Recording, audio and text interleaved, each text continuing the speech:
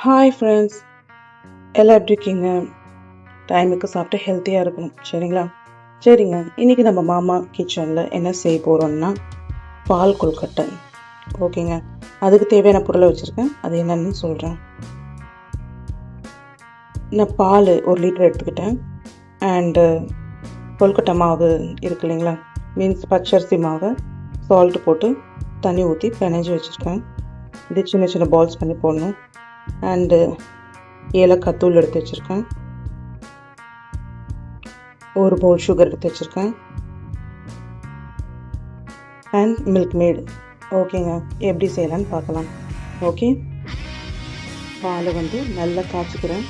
கூட இதில் ஏலக்காய் தூள் சர்க்கரை போட்டு நல்லா கொதிக்க வைக்கணும். அதுக்குள்ளே நான் அந்த பால்ஸ் பண்ணி வச்சுடுறேன். ஓகே, சுகர் எடுத்துருக்கேன்.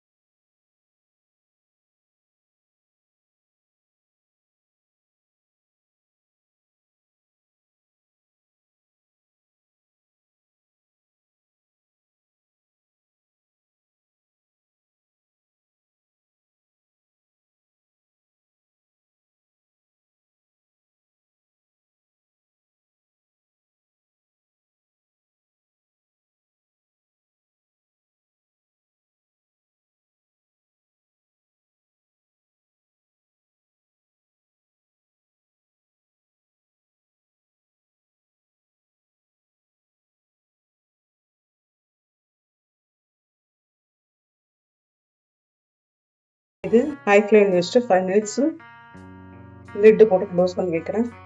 இன்னும் கொஞ்ச நேரத்தில் பார்க்கலாம், சரிங்களா? அவ்வளோதாங்க, நல்லா கொதிச்சு. இது நான் இப்போ ஆஃப் பண்ணிவிட்டு ஒரு 10 மினிட்ஸ் கழிச்சு உங்களுக்கு ப்ரெசன்டேஷன் பண்ணி காட்டுறேன்.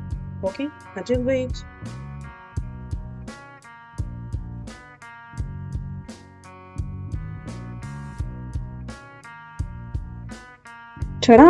ஃபினிஷ், பால் கொழுக்கட்டை ரெடி. ஓகேங்க, நீங்களும் இதே மாதிரி சுட வீட்டில் செஞ்சு சாப்பிட்டு பார்த்துட்டு எப்படி இருக்குன்னு சொல்லுங்கள். ஓகேங்களா, மறக்காமல் கமெண்ட்ஸ் போடுங்க. இது இப்போ நான் சுட சர்வ் பண்ணியிருக்கேன். இதுவே நீங்கள் ஃப்ரிட்ஜில் வச்சு நல்லா சில்லுன்னு சாப்பிட்டீங்கன்னா இன்னும் கொஞ்சம் கட்டியாகும். அது சாப்பிட்டா இன்னும் செம்ம டேஸ்ட்டாக இருக்கும். மறக்காமல் ட்ரை செஞ்சு பாருங்கள். ஓகேங்க, இப்போ நான் இந்த மாமா கிச்சன்லேருந்து கிளம்புறேன்.